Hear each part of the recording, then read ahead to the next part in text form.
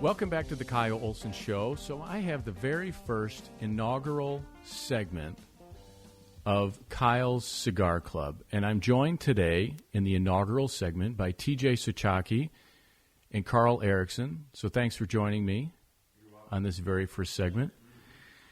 So we're going to talk about this very interesting opinion piece in Newsweek titled "Some Questions for Kamala Harris About Eligibility."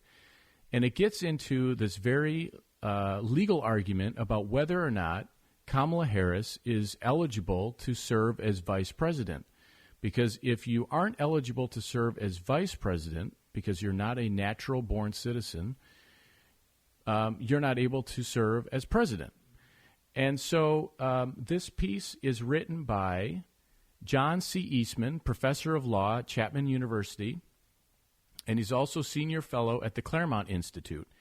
And he goes into this very detailed argument, basically arguing that because Kamala Harris's parents were not citizens, there's an argument to be made that she is not eligible to serve. For example, I have to scroll down here a bit.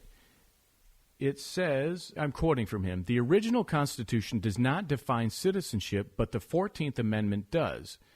And it provides that, quote, all persons born in the United States and subject to the jurisdiction thereof are citizens. And because Kamala Harris's parents were not fully subject to the laws of the United States because they were not citizens, Kamala Harris is not a natural-born citizen." So this, of course, is not the first time this has come up. But, TJ, what is your reaction to this?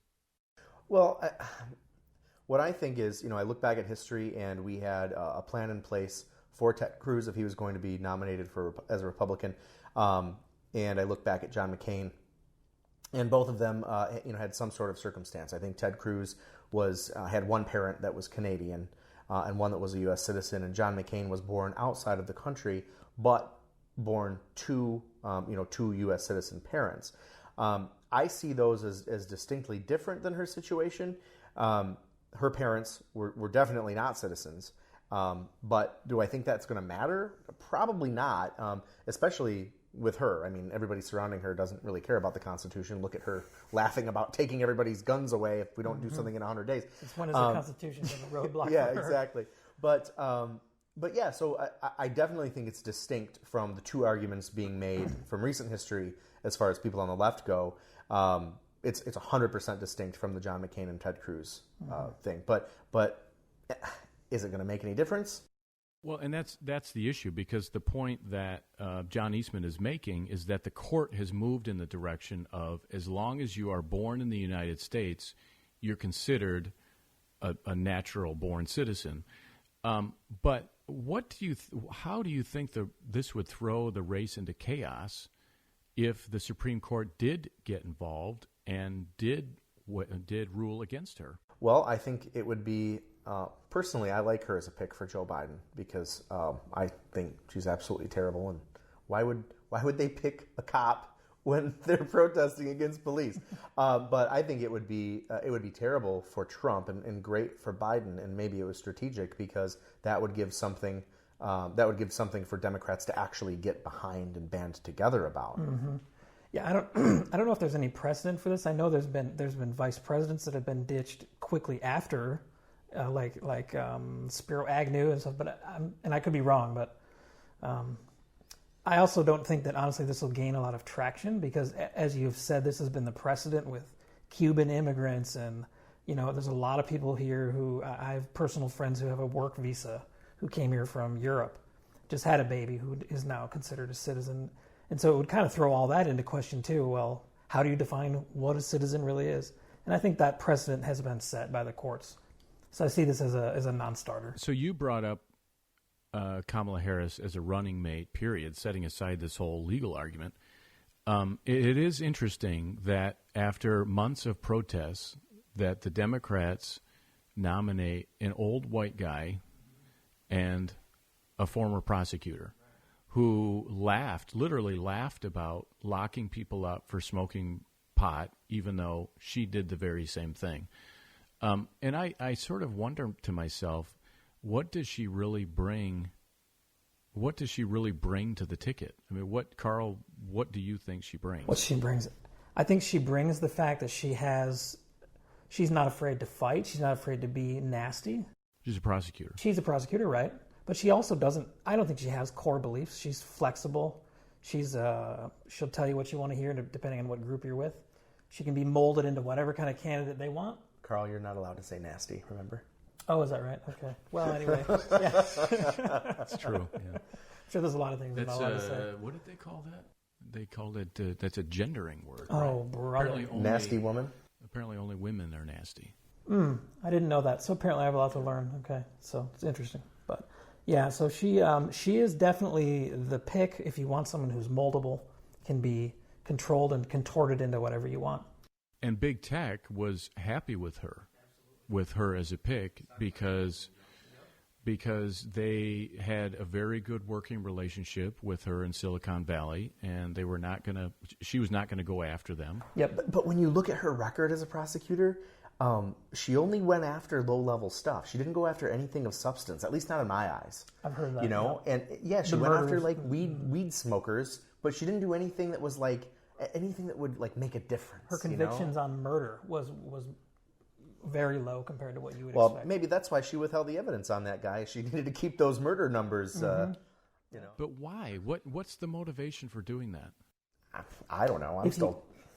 If you ask me, she is out for her and for political ladder rung climbing. I don't think she really even cares necessarily about the job, number one, at least primarily. She just seems transparent to me, kind of like, in a lot of ways, she reminds me of Hillary, who, frankly, her mission in life was power. I have a meme to send you, Karl. Do you? About that, yeah. I could be wrong, but that's just my impression. She doesn't seem to have much core. I'm still trying to figure out how they get African American from Indian and Jamaican. Interesting. That is vexing. Yeah. But she was the one, I think, that went the hardest at Biden. During the debates, she, of course, there was that famous moment about the busing. And from that, she basically was calling him racist. She said that she believed his accusers, his sexual harassment and abuse accusers, and yet she turns around and is now running with him. But Joe Biden, the simple fact that he's running for office in his current state shows that he loves abuse. Right? And of course that's who he's going to pick. And I think the fact that she accepted shows that she doesn't really care. She wants the job for her. She doesn't care that she disagreed with Joe all the time, left and right. And it's interesting to watch cable news, CNN and MSNBC. During the primaries, she was sort of, yesterday's news, but today she's like the second coming. And if you look at the polling, what I can't figure out about her in terms of appeal is that she never even made it to a single election day in the primary. And in her own state, she was at like 7%. She dropped out before California could even vote on it. And there was a poll of black voters, which, black voters make up, depending on the state, of course, but they make up a large percentage of Democrat primary voters. She was polling at 4% of black voters. And in the same poll, Tom Steyer was polling at 10%. So I'm going, what is she really? And I hear from, I see a lot of tweets and things from black people who are not necessarily Trump supporters, but they're going, she doesn't appeal to me. So I can't figure out what really is the motivation for picking her. If you're a cynic, you could look at the big tech angle, the big business angle. They were scared to death of Stacey Abrams, for example. And yet when... The governor of Georgia? Yeah, right. Because they really wanted somebody like Kamala, who they're very comfortable with, has a working, cozy relationship. And as soon as she was picked, they all had a party. So if you want to be a cynic and look at it from that way, it makes sense. I don't know. It just seemed to me that I agree with you. I don't think that she has any core. I think that she will take any position that is, I don't know if it's most popular, but will advance her career. Yeah. No comment. Right. Okay. Yeah, maybe that was. I'll rephrase that in the future. So, the other thing I think is that he probably picked her because she is a prosecutor and she can sort of go out and make a compelling case. Well, and Joe, I mean, they're not letting him leave the house.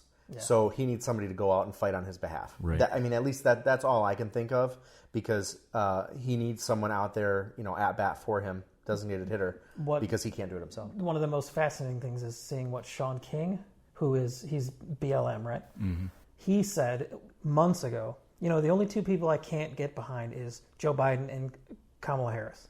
He listed the reasons why. And then just, a couple days ago, as soon as the announcement is made, what was it, yesterday, whatever, he's elated about it. He was all about it. All about it. All about Isn't that fascinating? Yeah. Total role reverse, total hypocrite. But, Karl, how much of this doesn't matter? They're just going to vote for whoever's on the blue ticket, no matter what. That's exactly right. But the other analysis, and we're just about out of time, but the other analysis is that the people that are enthusiastic for her were going to vote for Biden anyway. And, a lot of people are saying she's, very sort of unpleasant and negative and, overbearing and all of that. And is that going to appeal to independent voters? Yeah. Well, but I mean, I hope not. Especially the black voter. This is the most anti-black ticket since McGovern. Two people that are most responsible for unfairly incarcerating black people in this country are Joe Biden with his 1994 or 5 crime bill, and 1994 crime bill, and Kamala Harris as the DA in San Francisco and then the Attorney General of California. And frankly, maybe they felt they needed a fighter because that's what she is. Joe's not. She's nasty. She'll go after Trump. Interesting. All right. Well, TJ Suchocki and Karl Erickson, thanks for joining me today. Yeah, thanks for having us. Yeah, thank you. This is the Kyle Olson Show. We'll be right back.